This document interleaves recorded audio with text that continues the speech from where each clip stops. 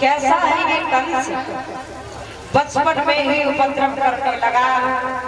ये कंस नाम का बालक ज्यादा नहीं थोड़ा सयाना हुआ, लगभग 4-5 वर्ष का हुआ।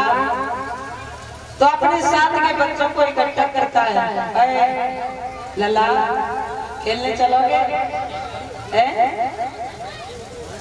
तो जहाँ चलो नहीं चलेंगे, माँ का है, चलोगे? चलो चलो खेलने का खेलो। कोई खेल हो तुम्हारी नजर में, देखो हम छोटे हैं और तुम बड़े हो, हम बताएं। हाँ, गिल्ली डंडा खेलो। ये कौन सा खेल होता है तुम्हें पता ही नहीं? हमें नहीं पता। गिल्ली डंडा खेलो नहीं, कब खेलो हो तो पता नहीं हो तो चलो हम सिखा कैसे खेला जाता है। देखो, एक गिल्ली बनाओ और पाँव में ऐसे करके डंडा डालो, डंडा डाल के ऐसे करो, फिर बात तेज करो और काऊ की आंख में लग जाए तो साफ होएगा। ये खेल अच्छा नहीं, और कोई खेल बता भैया। और ये बताते ही आवाज कैसी कम नहीं कर रही, हमें तो लग रहा है कि खाना खाए के नहीं आओ। सही कह रहे हैं, सही है। हमें लगता है तबीयत थोड़ी गड़बड़ चल रही है। हाँ ठीक है, अच्छा। तो अब तक मम्मी ने खाना नहीं बनाया आज? आप बताया भैया, आज जुआ खेल रहे हैं। जुआ जुआ पागल है क्या? जुआ कोई खेले? ये कोई खेल अच्छा नहीं होता है। कैसे करो, कैसे क्रिकेट खेलो। हमें जब पूछ रहे तेरी ये 1.5 बसुरिया, हमें तो लगता है मम्मी तो खाना नहीं देते, खेल को तू तब खेलेगा ना बाद में। तो बहुत परेशानी है रही। क्यों? हमें चाहे खाना मिले तो या ना मिले तो ही हमें ज्यादा परेशानी हो रही है। अगर काऊ दिन गुस्सा में ते मन कर के एक थप्पड़ मारता तो हमें ऐसे लग रहा है कि तुम्हारा तो देखो ना हम। हाँ, कचू खाया हम। हाँ, बहुत अच्छी चीज खा के आओ, बहुत अच्छी। क्या चीज? इतनी अच्छी चीज खा के आओ। कितनी अच्छी? बहुत अच्छी। कितनी? बहुत अच्छी। अरे नाम तो होगा उस चीज का कुछ। बता कान कर बता। काउगी समझ में आई कि क्या खाए क्या?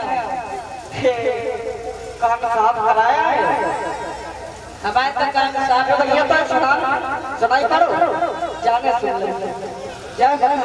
बता जोर से बता। मैं आज इतनी अच्छी चीज खाएगी आओ, इतनी अच्छी चीज खाएगी आओ। अरे उस अच्छी चीज का कुछ नाम तो होगा। बहुत बढ़िया चीज क्या? आज मैं खा के आओ खीर। जितनी अच्छी है जीवन में पहली बार खाई। खाए को मिली ना है तभी तो तू पूछ रहा हो, कब खाई है? तो ऐसे ते घरे गाय की खीर बनी जो 1 घंटा तक खीर को नाम बताओ, चाहे 1 घंटा बाद कई जुबान पे आओ। देख मेरे घरे बहुत अच्छा खीर बनी। का करो पावे बहुत माल पड़े। कहाँ पावे देख चिरैया परी है। चिरैया ये क्या होता है? चिरौंजी। हाँ, जाति अम्मा ने बताया न तुम्हें सब न तुम्हारी अम्मा। और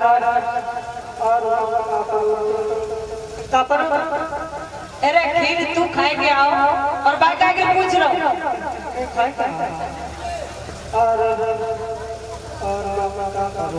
अब आवे करो तो बोला काय को मेरी अम्मा ने बताई बोला करो।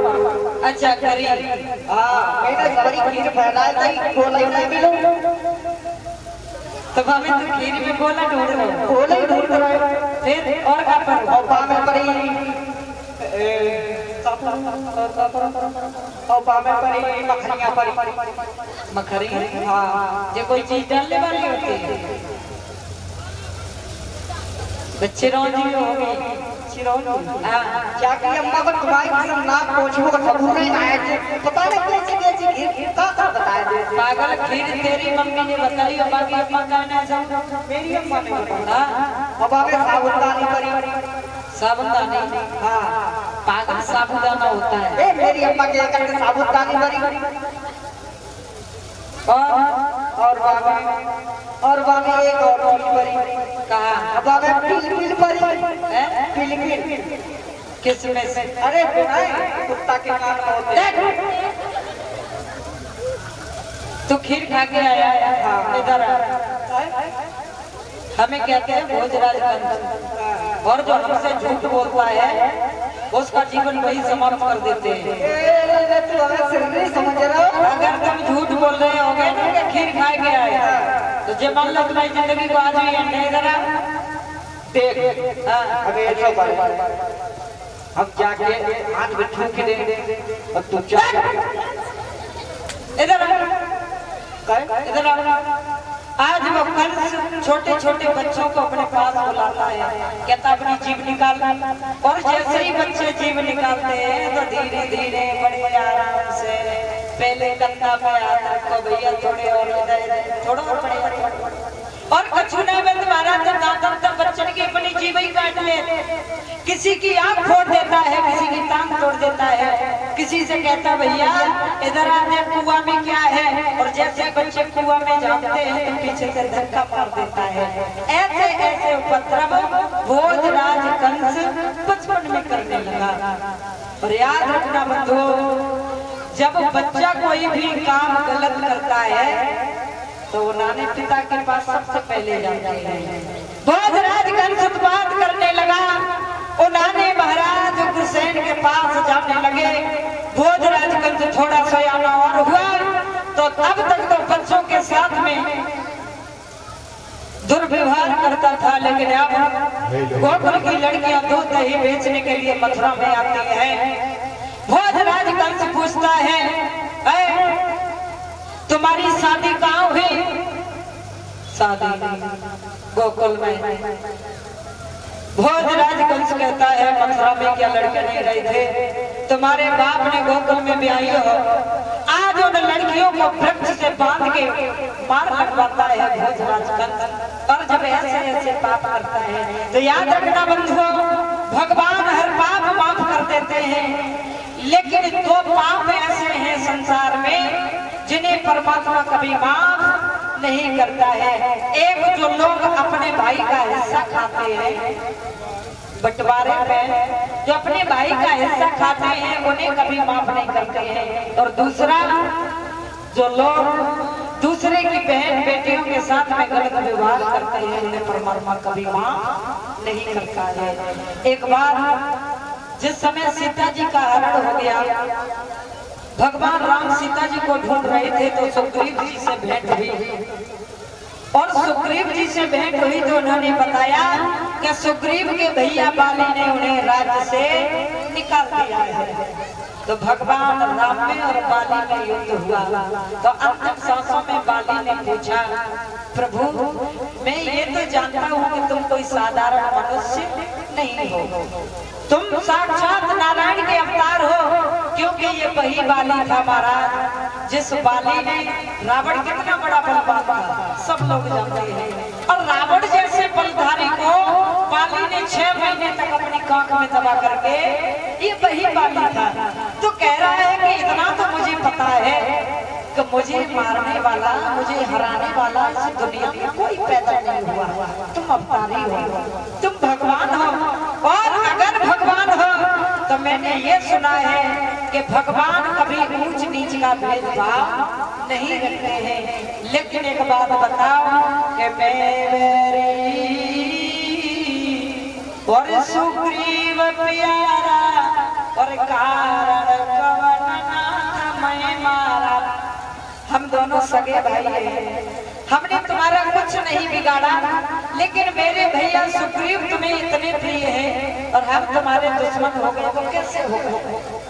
तो राम ने कहा सुनो बाली तुमने अपने भैया को मारा पीटा उससे मेरी कोई दुश्मनी नहीं है तुमने अपने भैया को राज्य से निकाल दिया, मेरा कोई लेना देना नहीं है। लेकिन तुमने दो पाप ऐसे किए, एक तो अपने भैया का हिस्सा तुमने खाया और दूसरे पाप तुमने ये किया है कि अपने भाई की पत्नी को तुमने अपनी पत्नी बना करके रखा।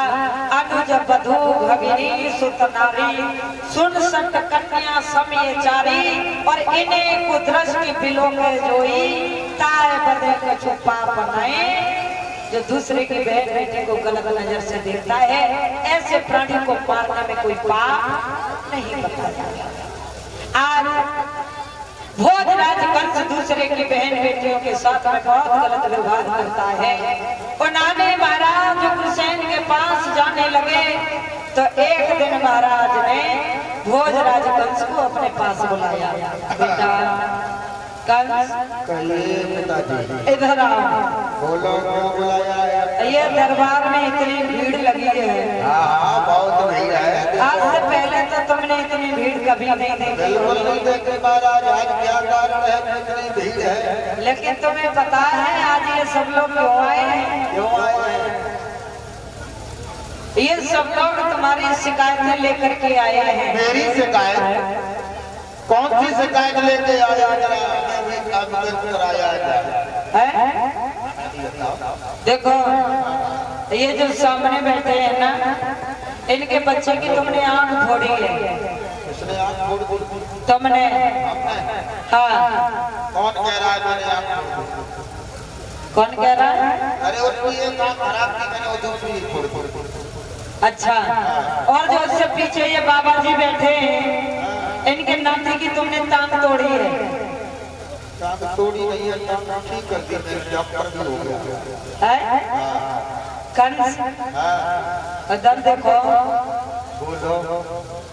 बेटा तुम्हें अभी नहीं पता है, तुम यहाँ के राजा हो और राजा प्रजा के बीच में शेर और बनी जैसा रिश्ता होता है। अगर शेर बनी को उजाड़ देगा तो तुम्हें पता है कि शेर खुद को कहाँ छुपाएगा। पिताजी, हाँ, ये राजा शेर बनी, ये क्या कहना चाहते हैं? हम ये कहना चाहते हैं क्या लगा